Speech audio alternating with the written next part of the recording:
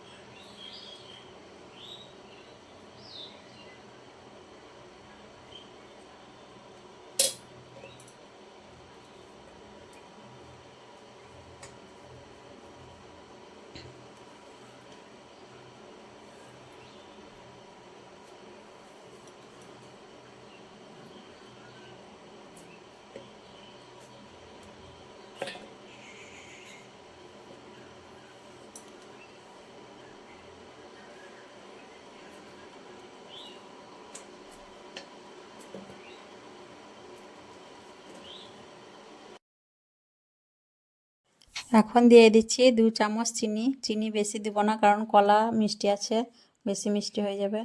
আর দিয়ে দিচ্ছি কাজু বাদাম। দুধটাও দিয়ে দিচ্ছি।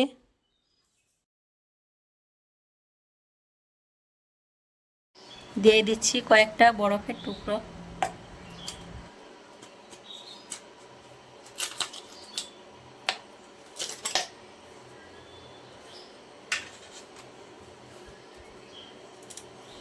তো আমার ব্লেন্ড করা হয়ে গেছে। এখন 4টে কাঁচের গ্লাস নিয়ে নিচ্ছি।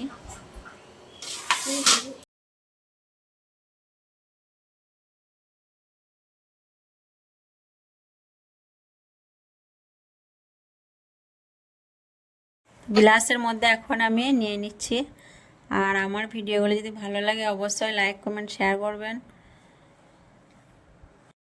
এটি খুবই মজাদার খাবার। আর অনেক ছেলেমেয়েরাই আছে দুধ খেতে চায় না। তো দুধ কলা যদি একসঙ্গে এইভাবে আমরা মিল্কশেক বানিয়ে বাচ্চাদের তৈরি করে দিই, খুব সহজেই খেয়ে ফেলে। এটি খুবই স্বাস্থ্যকর, আর এটি সকালে বা সন্ধ্যেও খাওয়া যেতে পারে।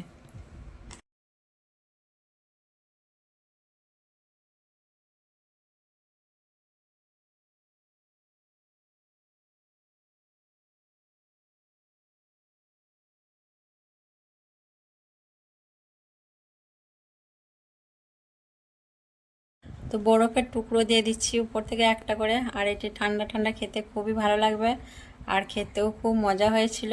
আর আমার মেয়ে খেতে খুবই পছন্দ করেছে। তো সকলেই ভালো থাকবেন, সুস্থ থাকবেন। আসবো আবার পরের ভিডিওয়।